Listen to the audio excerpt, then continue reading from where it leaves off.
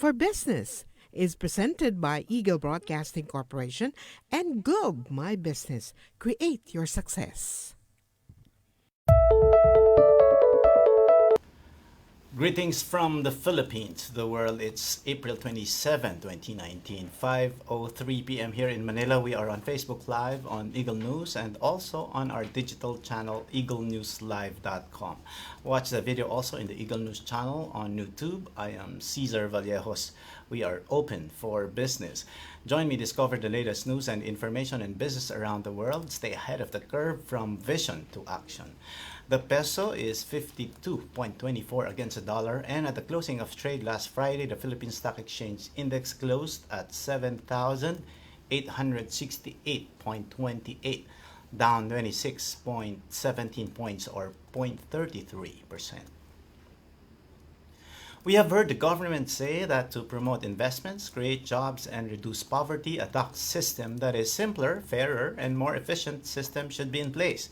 This will ensure that Filipinos will receive the necessary social services and infrastructure that are needed and help big and small businesses continue to thrive. Where are we now in the area of tax reform? What has been improved so far after more than a year of the implementation of the tax reform program? How are individual taxpayers and small and medium enterprises affected so far? What are we expecting this 2019 as officials act on the reforms as envisioned by the government?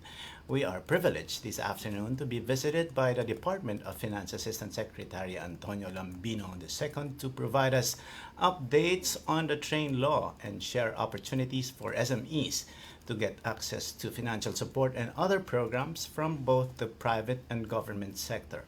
ASEC Tony will join us after these stories from our business news provider, Business Mirror. Grab expects e-wallet users in the Philippines to double this year. Philippines-China Inc. economic deals at Belt Road Forum.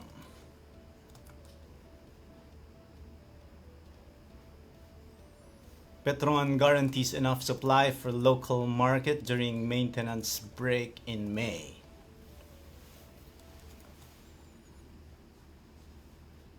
And here are the details.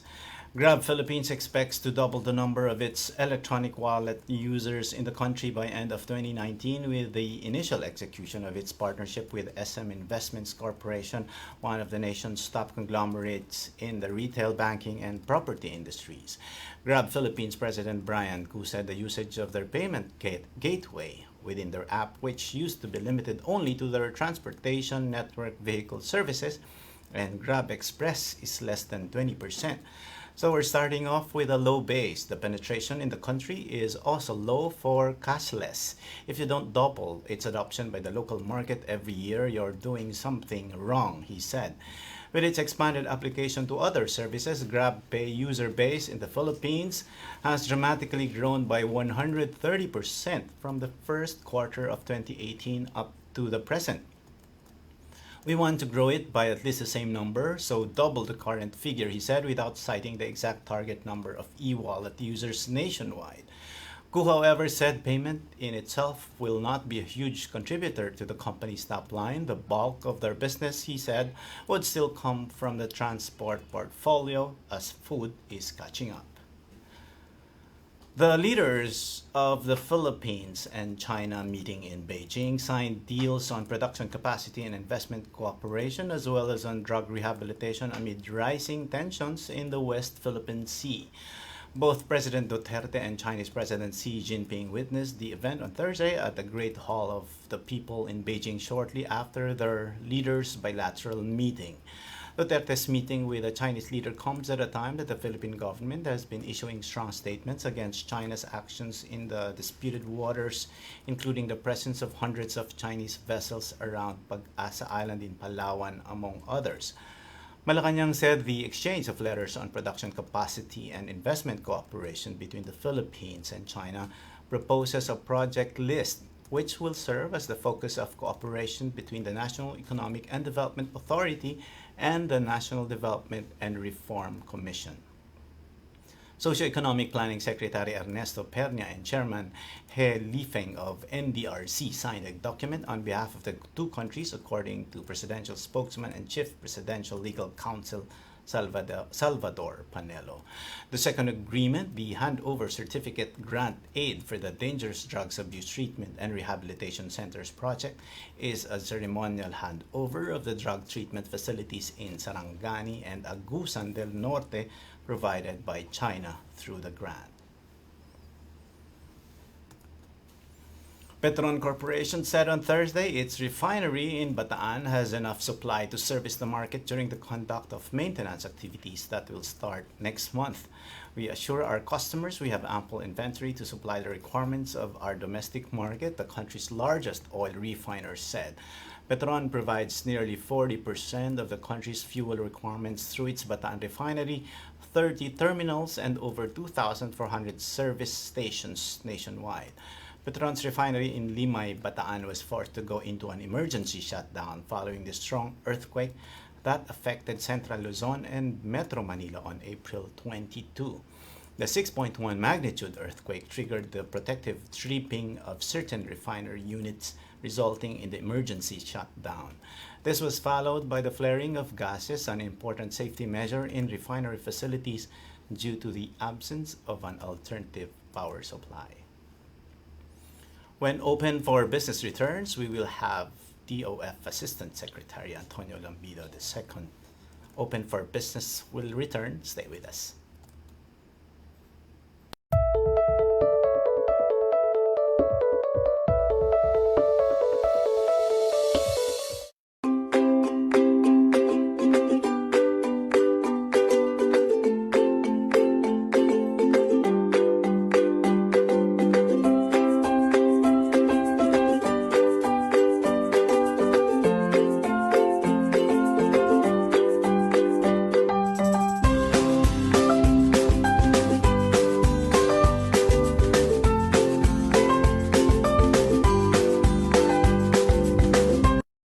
Open for Business is presented by Globe My Business. Create your success.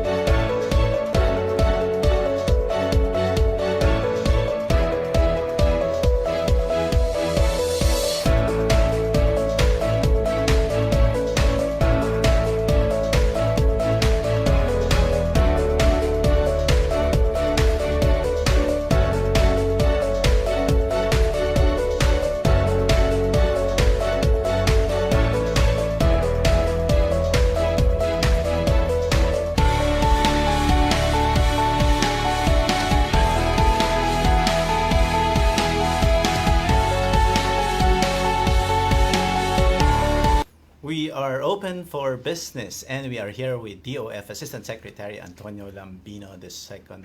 Asek Tony, thank you very much for coming po. Thank you for having me. It's a pleasure to be here, Cesar. Salamat. Asek Tony, there's a lot of developments already, and I'm sure you have also notified the audiences and the general public about the many developments happening with train law. So far, sir, how do you assess the implementation of train law so far? Yeah, and thank you for asking, Cesar. There's a lot of controversy and misinformation, but there's also, based on the evidence, quite good news about the train law. No? So let's deal with that first, and then we can go into the issues that I know many people care about, and rightfully so. But in terms of the performance of the law, and this was signed by President Duterte in December of 2017. It was implemented starting January 2018. In terms of its main objectives of making the tax system fairer, simpler, and more efficient, we have made enormous strides in those directions. First, there was a problem with our personal income tax system for 2 decades. for 20 years, we had not adjusted our income tax brackets.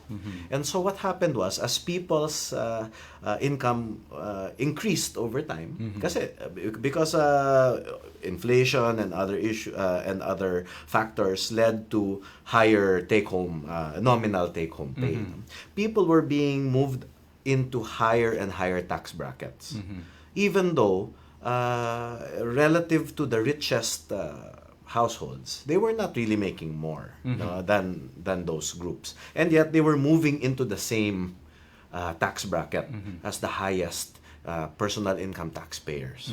So what Train did first and foremost was it adjusted the personal income tax brackets so that it would be fairer to especially those who do not earn as much as the top 1%. And so because of that, 99% of income taxpayers now pay or now take home more, equivalent to roughly a 14th month pay spread out over the year. And that is true for everyone earning less than 8 million. No? And also we increased the threshold for exemption from what used to be just the minimum wage, now up to 250,000 pesos. Correct. And so people have more money in the pocket because of that. However, the experience was mixed. And we understand because inflation was pretty high last year. And so what was done? The most important thing that was done was a focus on agricultural supply. Because when we looked at the data, the main drivers of inflation were the key agricultural products of rice, fish, meat, and vegetables. And so the policy response and the urgent and the immediate response, starting because the inflation rate started going up May, June, July, and it hit its peak August, September, October, and then it started coming down. Why did it start coming down? It was because the urgent response was to make food supply more plentiful, to make the agricultural products that I mentioned earlier easier to import, so that we could address the tight supply situation that we had. Over the long term, we need to do many other things. We need to improve agricultural productivity. We've taken a very important step in tarifying rice. But those are things that we need to address not just in the short term response being the increase in imports, but the long-term response in making sure that the livelihood of our farmers is better and that they are able to be more productive. But in terms, sir, of the vision of the government in creating this tax reform is basically, of course, number one, to alleviate poverty. But sir, is there an assessment already on from your side where you really have measured or assessed the impact of the tax reform per different sectors of the government? Because So- originally, sir, we're also Yes. hearing some comments that it's only the ones in the upper bracket who are benefiting, but not necessarily the ones who should really, the larger mass base, who should really take the impact. Yes, which is what I was trying to explain, Cesar. 99% of Yes. income taxpayers are now taking home more money. Except that experience was countervailed by the high inflation rate, primarily due to agricultural products and the tight supply. Now, so because of those things that happened late last year, the higher take-home pay was not really felt yet.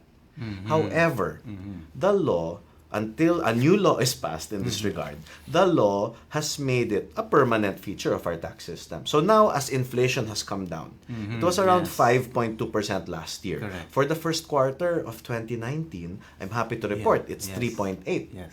Percent, no? And so the Bangko Sentral ng Pilipinas has said that it's very likely that we will be within our target range this year. So first, I wanted to address that. But in terms of the performance of the law, in revenue generation, it has been also very successful. In fact, for 2018, the train's performance in revenues is at 108.1% relative to the target. So it overperformed in terms of the revenues it generated that we are That's spending. for the 2018 for the full year, yes. For the full year. Yeah, 108.1% relative to target. No? So around 68 billion versus 63 billion. And that amount is invested now and starting last year, in social protection programs and social investments, 30% earmarked in the law, and 70% earmarked for infrastructure. And another piece of good news that I would like to share is that in terms of infrastructure investment, which has the most number of multiplier effects for the economy, right? And we're not just talking about big infrastructure projects. We're also talking about the small road, the farm-to-market road, the health facility in the province or in the municipality, the school buildings that are being built because of the congestion in our public school system. So all of those projects amount to around more than 10,000 infrastructure projects that are ongoing at any given time. And it is only starting in 2018 that we were able to hit and exceed our target for infrastructure investment. We were at 5.1% of our gross domestic product. This is unprecedented. It has not happened in history that we have hit that 5% target. It has always been 2 to 3%, roughly. So now and this is for infrastructure. Yes, Okay. and so in 2018 we finally achieved our goal for infra investment. At the same time, earlier this year, the President signed into law the Universal Healthcare Law. Yeah. And that is also the first time that we will have universal healthcare in the Philippines. That includes inpatient and outpatient coverage for every Filipino. So we must make sure that our infrastructure or hard investments are matched by human investments. Better education, better healthcare. The K-12 program is becoming more and more mature as the Department of Education implements it year after year.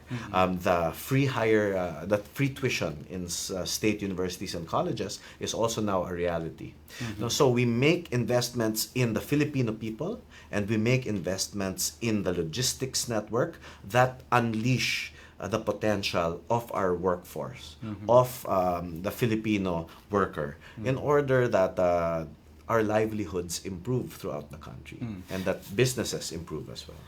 Sir, before I ask additional follow-up questions on infrastructure and healthcare, I'd just like to go back to inflation. So you're saying, sir, that even without, if there were no challenges as far as inflation last year, that could have been the time that the 99.9 Filipinos could have felt the impact of the train law to their take-home pay. So 99% of personal income taxpayers. Yes, personal. Yes, of course there are those who had not been paying personal income tax because they were minimum wage earners, and so what they benefit from is the better infrastructure, better healthcare, better education programs. But for those who were paying personal income taxes, then now the threshold for exemption is much higher at 250,000 a year, and the tax brackets are more fair, are fairer because only the top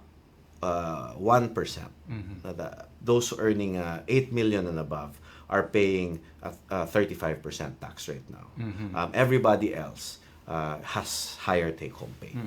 And sir, as you said, with that impact, are we saying, sir, that and you mentioned about the link between inflation and the agricultural supply, because of that, of the learnings of the government and maybe the private sector also in that case, do you think that the challenges that will address inflation will not happen this year as far as agricultural supply is concerned? Well, we need to watch this very carefully. In terms of rice, which was the biggest contributor in terms of agricultural commodities, we have solved that issue in terms of supply, because we passed the Rice Tarification Law, or the Rice Liberalization Act. The President signed it earlier this year, and it is now in effect. And so now imports are going to be a little more plentiful, but at the same time, from the tariff, because in the past we were under a quantitative restriction regime, which is a quota system. Okay. Now that we have a tariff system, the tariffs are 100% earmarked for the improvement of the livelihoods of our rice farmers. So that's at least 10 billion pesos a year in the Rice Competitiveness Enhancement Fund, which will be spent on mechanization so that the productivity is much higher, better seeds, training, and access to credit. So all of And those education, things, because I yes, think training is Yeah, included correct. for our rice farmers, whether they want to continue planting rice because it is economically efficient to do so in their area, or if they want to do it because in let's say some upland rain-fed areas, they have special varieties like heirloom rice varieties in the Cordilleras up north, the Arakan Valley in Mindanao, and these, even though the yield is not as high as what you would expect from irrigated broad and vast rice lands, even though the production is a little more limited, international markets have very high demand for these heirloom rice varieties. So it's also worth exploring, no, how to help our farmers capture more value from their hard work, as opposed to other players in the market benefiting from all of that back-breaking work of planting and harvesting rice. So rice is the key commodity. The others that contributed to inflation, we need to do better also. So for instance, vegetables were also high in terms of price increases, no, toward the end of last year. Or the third quarter of last year, it started coming down after the typhoon season. That just goes to show there's really a problem with our logistics capacity. We need to keep improving our infrastructure so that those vegetables can come to the markets from up north to Metro Manila or Calabarzon or other areas where there is demand. Kaso, when we don't have the infrastructure network that allows for these products to get to the market in a timely way, the crop is wasted. Nabubulok, basically. So on vegetables, we need to keep improving our logistics. For fishing and our fisheries sector, we need a more sustainable fishing and aquaculture industry. Why? Because our fish supply has been on a downward trend for many years now.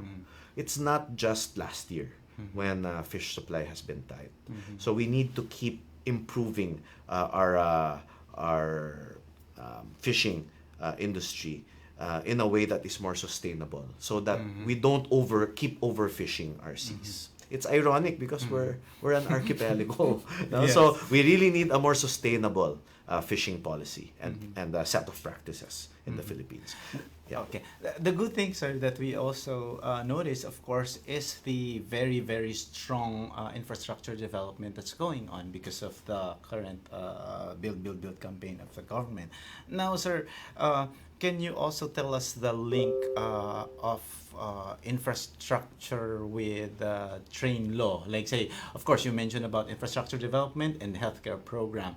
So, in terms of that law or the collections of the government, how much or how big is the allocation or budget for those two things that you mentioned? Well, 70% is Wow. earmarked for infrastructure. Okay. 30% for social protection programs. Okay. So for infrastructure, we of course have a better fiscal space because of the train law. But we also have in the national budget very sizable appropriations for not just the 75 flagship projects such as the Metro Manila Subway, the Mindanao Railway, so many major bridges in the Visayas, and highways all over the country. All of that is part of our infrastructure development plan.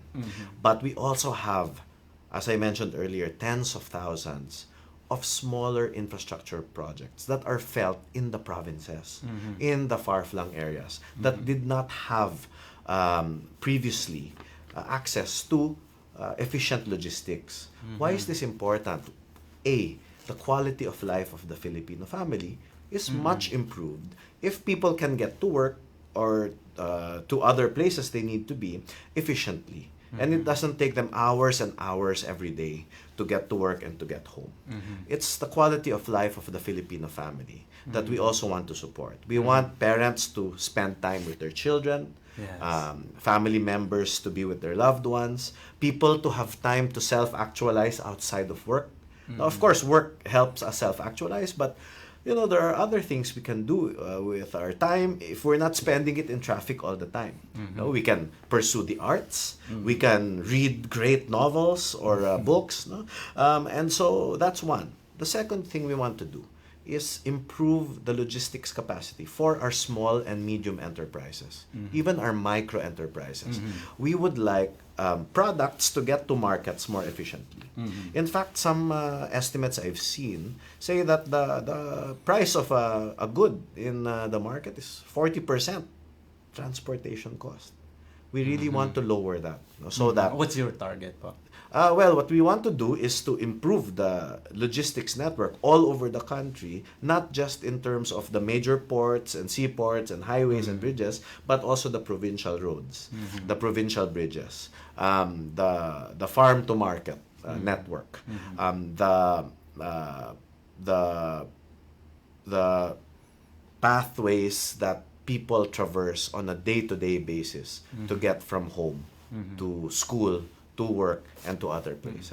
Actually, even when with our previous coverages, agriculture is just one of the many sectors where infrastructure is needed. Like for example, when we covered sustainable tourism, they also would want to put a lot of the big problem there is infrastructure. So okay, It takes for some of our best tourism spots, and these are the ones that a lot of people go to. You need 4 or 5 modes of transportation for an international tourist to get there, and even our local tourists have to suffer through all of these multimodal and inefficient networks. So we really need to improve that. But again, most important, I think, is the quality of life of the Filipino family. We want to make sure that families are able to spend more time together also. So now, sir, before we go into a break, so you said that there are 75 priority projects under The flagship under projects, build. and then there's 10,000 smaller More than 10,000 smaller infrastructure projects.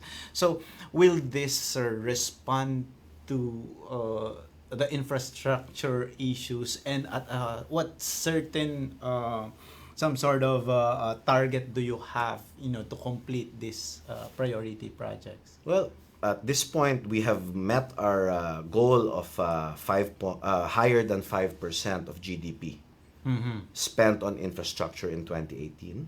By 2022, we want to get to 7% of GDP invested in infrastructure. And that will catapult the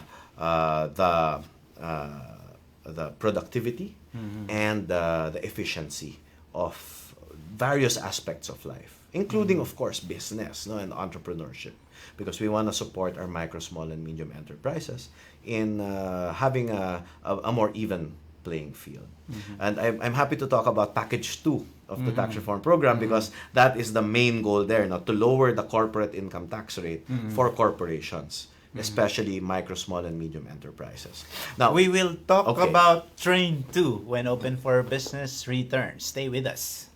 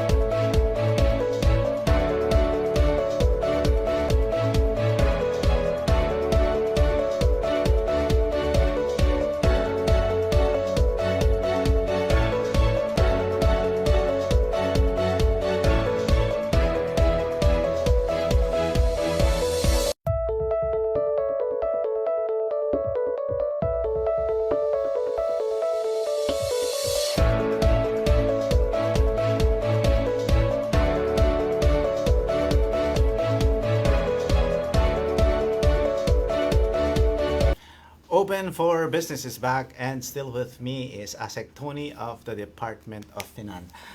Sir, before we ask you about Train 2, I would just like to raise this figure that even if poverty went down 6.6%, In the first half in the of first 2018 half. versus the first half of 2015. Yes. Yes. But Train, quote unquote, likely exacerbated Philippine poverty by 0.26%. What's your comment on that, sir? Yeah, I think you might be referring to a few studies that were made. Of course, there are other studies that show the opposite. And Okay. what's the difference between these two sets of studies?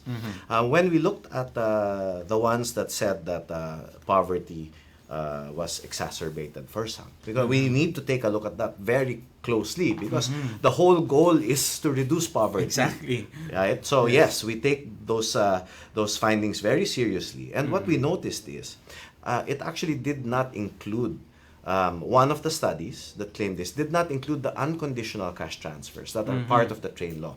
The 30% that I mentioned earmarked for social protection.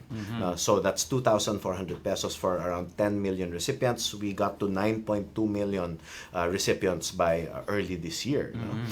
So if you don't include the unconditional cash transfers, then you don't have a complete picture of how the law affected the lowest deciles. The second thing that one of the studies did not include are the benefits from infrastructure investments. Because not only do we improve our experience as commuters and as entrepreneurs or as small business people, we are also creating a lot of jobs. And if we look at the numbers, it's at least 15 billion pesos per month in additional wages from infrastructure. So if you don't include that in the estimate, and you don't include the unconditional cash transfers, then again the studies will come up with an incomplete picture.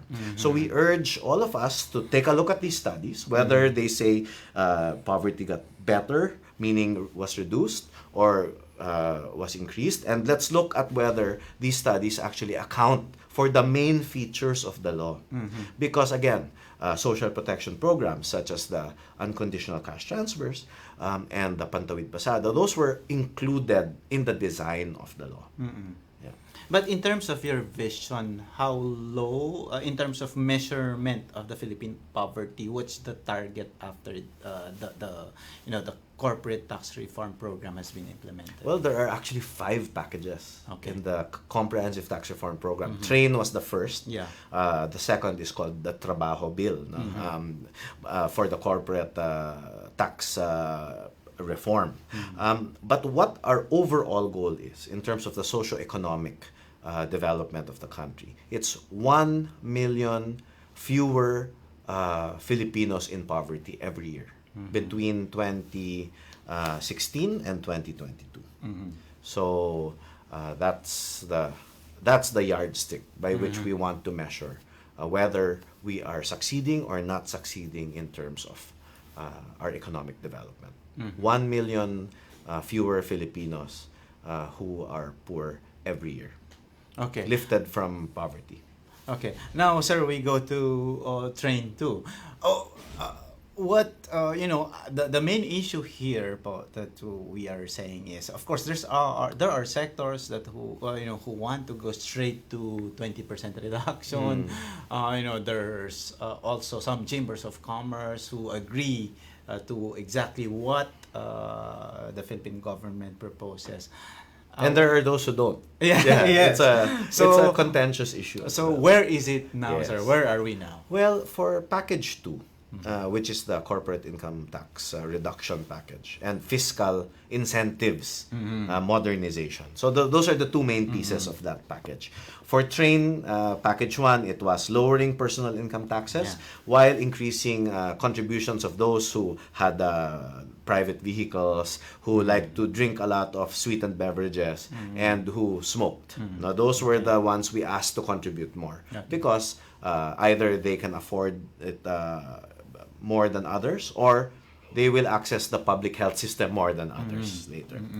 For package 2, what we want to do is lower corporate income taxes for 99.6% of companies in the Philippines. Most of them micro, small, and medium enterprises. And from 30%, we would like to reduce the corporate income tax rate to 20% over a 10-year period. 2% every 2 years. Why do we have to do it that way? Because we want to do it in a fiscally responsible manner. Not only do we want to make the right investments, we also want to show all of those who will lend us resources, whether it's money or help us in our development journey through other types of collaboration and support.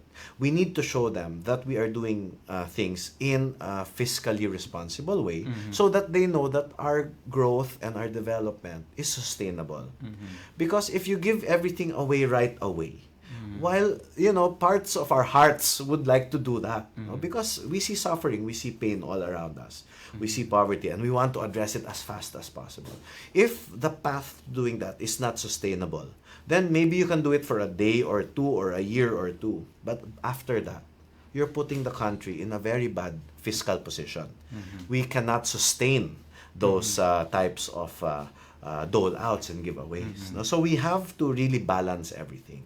And so lowering corporate income taxes by 10% from 30 to 20 has to be offset by modernizing our incentive system. Incentives are essentially, the fiscal incentives I'm talking about are the special tax rates that are given to some investors so that they come into the country and ideally create jobs, invest in the countryside, bring new research and technology to the country. Those are good reasons to give incentives. Except we've been giving them for the past 50 years and we have not made them performance-based. We do not require that. To keep an incentive, you have to create those jobs that you promised you would create. You have to invest outside of the more urban areas into the countryside where economic activity is most needed. You have to bring in that research and technology that can be used by other companies, other firms over time. Because they will learn from what that company is doing in the country. So we want to keep giving incentives for those reasons, but there has to be a performance check. Are you really delivering? And if you are, then by all means, please enjoy the incentive. Second, it has to be time-bound. Some companies have been receiving incentives for more than 40 years. Wow. It's a What classic. sector po yan? Some in electronics, some okay. in others. Now, but the bottom line is this: even our children, we give them, allowance until they graduate from college. When they get their jobs and are earning on their own, at a certain point, siguro we should not be giving them an allowance anymore, no? Because they're self-sustaining at that point. So in the same way, we should support companies and investors who need help in the beginning. But after 20, 30 years, the expectation is if you cannot survive and do well without the incentive, then maybe there's something wrong with your business model, right?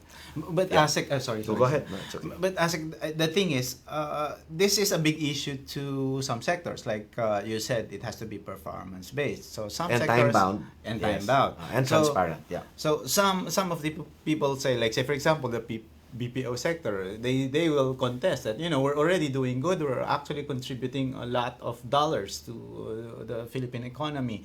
And if this will be implemented, it will be that sector who will definitely be affected. And some of the contentions is that trabajo will ironically reduce number of jobs in that sector. What's your comment? So we understand that concern, and it is a very important one. First, it's called the Trabajo Bill. Therefore, it should create jobs. It should not.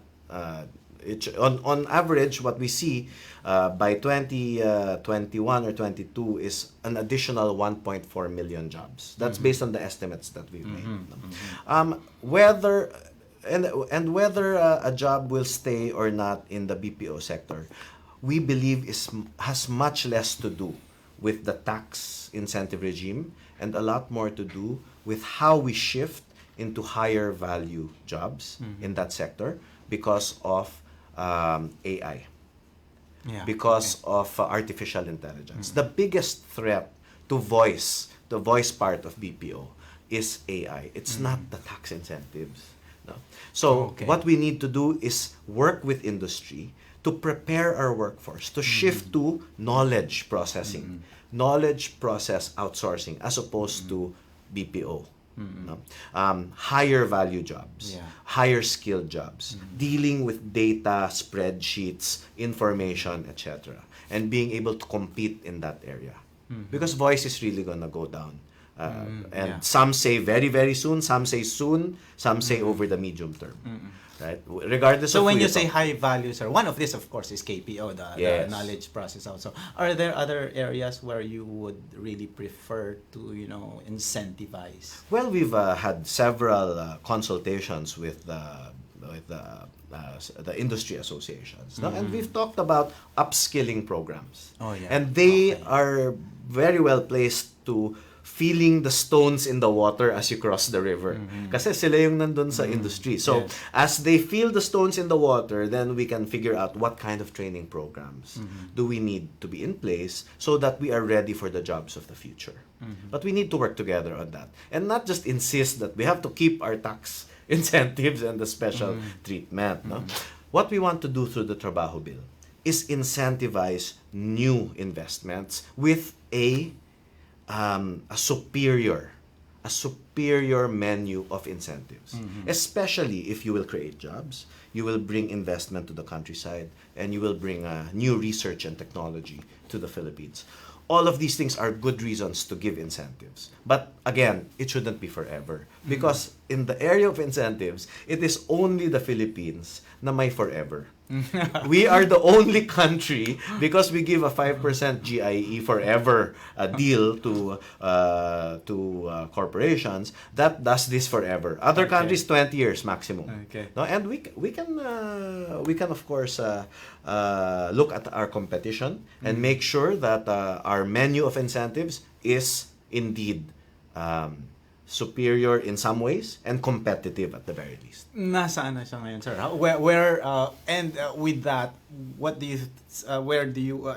the timeline now? Assuming, a new Congress, opening of the Congress, where, in terms of implementing it, with the, like, say, for example, we had the late passage of the budget, and we have this Trabaho Bill. So, how do you now try to adapt or cope with your own targets with the government? Well, the Trabaho Bill will probably be refiled in the next Congress, no, the 18th Congress. It looks like the runway for the 17th Congress is very short. But we are hoping for one of the packages to make it through. Which is the Package 2 Plus, which is the Okay. sin tax package for universal healthcare financing. Okay. As I mentioned earlier, the President signed into law one of the most important pieces of legislation that has been signed in a long time, the Universal Healthcare Law. We want to make sure that the Filipino people is healthy. We want to make sure that the demographic dividend that we are moving into really allows us to take advantage of our young and well-educated workforce. Now, let me share a tidbit about our demography. We have a workforce and a population, the average age of which is around 24 years old. Okay. In the industrialized part of Asia and the region, many of our neighbors are aging, meaning there are a lot more senior citizens or older citizens. And what that makes us is the natural partner of these countries. And we're talking about Japan, we're talking about, I think, maybe Korea and many other countries in the region. So it's really our competitive advantage. It is our long-term competitive advantage. And we have to make sure our workforce is healthy and educated. As we move into that space, that is what will keep us on the road to becoming a high-income country by 2040. This year, toward the end of this year or early next year, we graduate to upper middle income country status from lower middle income country status. We have to keep on our economic trajectory so that we make it to high income country status within a generation. That is the kind of Philippines I would very much like my daughter to inherit from our generation. I'm sure any parent would feel the same way. Yeah, we heard that too, Tony, but there are caveats then, on that. So, Of like for course. example, if you are now, like say, if the Philippines would belong to that upper middle income country, we will somehow lose the free trade agreements or the concessional, incentives. Yes, the concessional lending. correct. So are that will impact given. on again Well, that will happen in a agriculture few years. After we are able to move into the next category. However, let me share this also. I mean, if Okay. you look at the Japan Credit Rating Agency report, they have just upgraded our credit rating again from stable to positive at the level that we're at. We're investment grade with Moody's. We're investment grade with S&P. We're investment grade with Fitch. What does that mean? That means for the private sector and for our bonds, no? We're being priced very well in the global market. And for the private sector to access financing, it becomes cheaper also. As we keep being fiscally responsible, we make sure we pass the right legislation in order to pay our bills. Like for instance, we have universal health care. Let's pass the sin tax law, the bill that will hopefully become law soon, so that it is clear to everyone that we can pay for it. Now, that's how we have to move forward. No, we give the Filipino people the best that we can give. In terms of healthcare, education, logistics, and infrastructure. At the same time, we show ourselves, we prove to ourselves and all who are watching us that we are doing the right things that will allow us to pay for all of these things sustainably over the long term.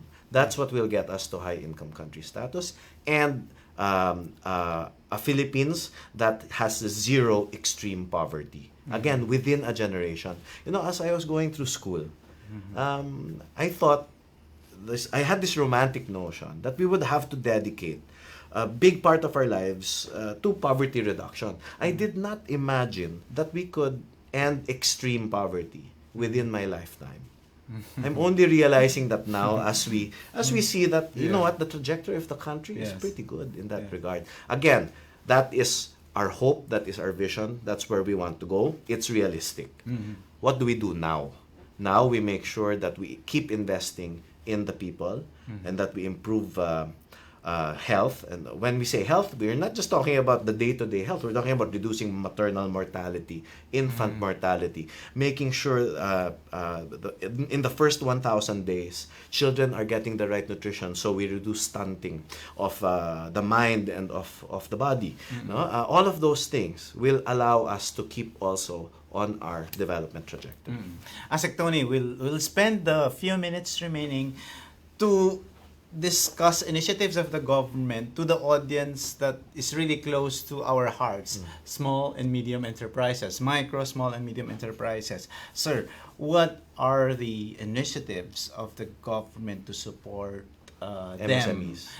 Especially, sir, access to credit or any financial institution, and because a lot of them would really want to go into business. Like we have student entrepreneurs who are also watching and listening.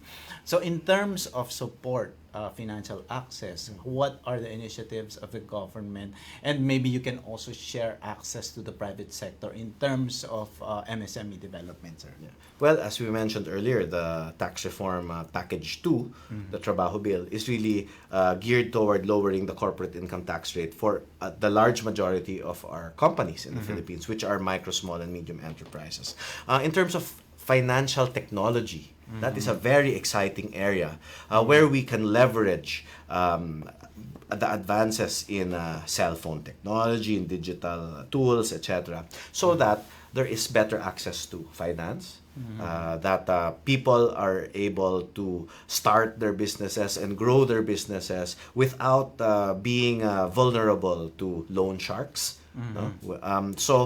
If I may recommend looking at the Bangko Sentral ng Pilipinas website, they have a very strong focus on fintech and financial inclusion, giving people access to credit, to other products and services through maybe their cell phones or through local networks that they can access in their own areas. Also, the Land Bank has a number of financial technology and financial inclusion initiatives that have very much to do with leveraging digital and cell phone technology. Sir, being, a millennial yourself, I'm not. But thank you for saying that. I'm actually a few years shy of making it to that cutoff. Okay. So there's a lot of talk about digital natives. Yes. And of course, I am a digital migrant. So now Same, with the same. I'm the same. so with the financial inclusion and with the use of technology in business, in finance, what do you think will happen in terms of all these reforms with the finance department, with taxes, and I heard also a lot of institutions who would want to really digitalize the government system. For example, sir, there is an issue that, when they say a genuine tax reform would only be really possible, would really be genuine if there is administrative reform. Absolutely. So, like say for example, the automation is an administrative reform. Pero sir, hindi naman ako nagbibigay ng budget. So, what's your take on that? No, the digital transformation agenda is part of TRAIN and is part of the comprehensive tax reform program. So in terms of the citizen experience, for instance, in paying taxes, the digital transformation agenda is something that is being designed already. In fact, the initial rollout of the tools, that's already happening, but we can't do it right away because for everybody we need to test it first with a few initial users so that we make sure there are no glitches. But the rollout of digital technologies in the area of tax administration, that's already happening. We are also going to streamline submissions. Sometimes you're being asked to put in data into a form that you've already submitted through another form. Correct. Right? And so that has to be streamlined as well. If it's already been submitted through one form, we shouldn't ask for it anymore again. Because what's happening is you're putting a burden on the taxpayer, on those who actually want to do the right thing, and making it hard, diba? So, and that wasn't done on purpose. It just happens because there are so many rules and regulations that get passed over time. So we need to make sure we rationalize that. No? And that's happening as we speak. The other area that's very exciting in the digital space is e-invoicing. So that we don't do it manually anymore. No? So part of the TRAIN law is this e-invoicing initiative that the Korean government is helping us with because they're very good at it in Korea. So we're already doing the pilot study or designing the pilot study, and this is for rollout in 2020. So all of these tax administration improvements, leveraging technology, you're absolutely right. It doesn't make sense to do a tax reform without improving administration. That being said, if I may share, we are at a historic, let's say a 2-decade high in terms of our tax effort. We have not done as well in our collections, in our revenue generation for decades. Well, we hit around 14.7% of GDP for our tax effort, and that is the best we've done in 2 decades. So at the same time, as the digital transformation is being rolled out, slowly but surely, No? We're also doing better in terms of collection. And so all of that together has put us in a place where, as I mentioned earlier, our credit ratings are looking good. We have to keep working on it so we get to the A rating that we desire for our investors, our people, our businesses, etc. We have to make sure we keep investing in the Filipino people, and we have to make sure we have sustainable sources of financing for that. We have to make sure that paying taxes is easy or as easy as possible, and that digital financial technologies are available to especially micro, small, and medium enterprises and our entrepreneurs. Well said, sir. Last question, sir, before I ask you to send your message to our viewers. Late yung budget, and we are hearing a lot of talk that it can affect the GDP growth. So with the late passage, what is the figure that you're looking at in terms of the economic growth, and how do you think the government can cope to reach its original target? Well, the estimate in terms of the GDP impact, the negative impact of the reenacted budget, was made for the full year. Should there had been a full year reenactment, but we only had a reenacted budget till a few weeks ago, a week or two ago. Yes. So what does that mean? That means that the estimate has to be adjusted. But it was anywhere from 1.1 to 2 point something percent lower GDP if we had operated under a reenacted budget for the whole of 2019. So let's look at what the new estimate is, given that we only operated under a reenacted budget till April, effectively. Now, there is a catch-up plan that is being put in place. Okay. It is essentially 24/7 infrastructure investment. Wow. No? In areas where we can catch up. It's not that easy nor that simple, by the way, because the best time to build is January to March. Yes. Because of the weather. No? Correct. It's once the rains start coming, it's very difficult to do construction relative to the first quarter of the year. So this catch-up plan will be as ambitious as possible, but we won't be able to make up for the January to March completely. Okay. There will be a negative impact. Let's wait for the more precise estimate. But despite that, and last year, despite global headwinds and everyone predicting that things would be not as good as we expected, that was true to a certain extent. But guess what? In the end, we grew at a very respectable 6.2%. That if you compare that with our competitors globally, we did quite well. No? It's a very respectable growth rate, and we need to keep growing at that level so that we get to that 2040 vision, yung ambition natin ng NEDA.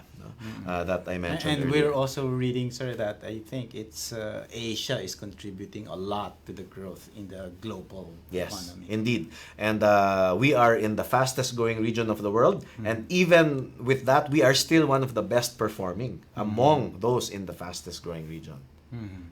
Okay, sir, there's a lot of entrepreneurs, startups, small businessmen who are watching now. With all the reforms and the projects and the various initiatives that the government is doing, what's your message? How will these affect their businesses? Well, we consulted the micro, small, and medium enterprise community last year. We have this annual consultative workshop called Sulong Pilipinas. And last year, we worked with the Department of Trade and Industry, the Small and Medium Enterprise Bureau, to visit different parts of the country where we could consult these entrepreneurs. And we gave them updates as well as asked them for what our priorities should be. And the number one priority that our MSME owners told us should be the focus is agricultural productivity. So I think this is a space to watch. Everybody is going to be focusing on this and caring deeply about it. Let's have sustainable agricultural growth and development. And it's not just going to be in the area of crops and commodities, because as you develop your core agricultural capacity, you're also improving the capacity for food manufacturing. You're also improving our ability to be more export competitive. We are also improving so many other aspects, no, of our food security, of other things that impact the lives of the Filipino people and the Philippine industry. So please watch this space. If you are in agriculture, please be as innovative and please use research and technology and agricultural science and all of those good things that places like the International Rice Research Institute works on, Phil Rice, all of these applications of science and technology in agriculture and food manufacturing, they are so important for the competitiveness of the Philippines now moving forward. Thank you very much, Asek Tony. And we hope that the Assistant Secretary can visit again when Trabajo is approved. And we hope to get more insights and developments from the Secretary. Our term of the week and our code of the day when Open for Business returns. And thank you very much, Asek Tony, for gracing Open for Business. Thank you, Caesar, and thank you to everybody who is tuned in. We'll be back. Open for Business returns.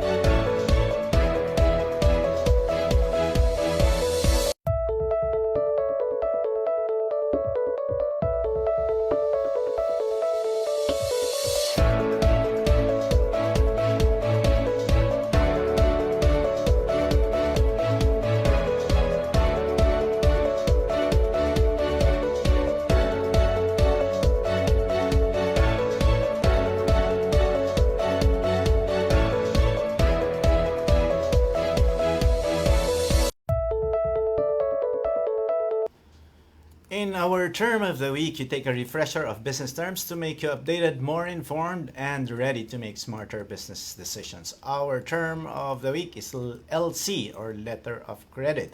A letter of credit is a letter from a bank guaranteeing that a buyer's payment to a seller will be received on time and for the correct amount. In the event that the buyer is unable to make payment on the purchase, the bank will be required to cover the full or remaining amount of the purchase. Due to the nature of international dealings, including factors such as distance, differing laws in each country, and difficulty in knowing each party personally, the use of letters of credit has become a very important aspect of international trade. And our quote of the week is from Benjamin Franklin. He said, "Beware of little expenses. A small leak will sink a great ship." Join us again next Saturday, 5 p.m. Philippine time, for another episode of Open for Business, where we discuss business information, deliver the latest business news to keep you informed and open for business and be ahead of the curve from vision to action. You're on Facebook Live on Eagle News, and you can watch us again in the video section of the Eagle News Facebook page and on eaglenewslive.com. Also visit postinglive.com for news and updates on Open for Business. Catch me later at 9 p.m. and every Wednesday also at 9 p.m. on Net25's Eagle News International as I report more business news here and around the world. For Open for Business, this is Cesar Vallejos. Have a great day. Open for Business was presented by Eagle Broadcasting Corporation and Globe My Business. Create your success.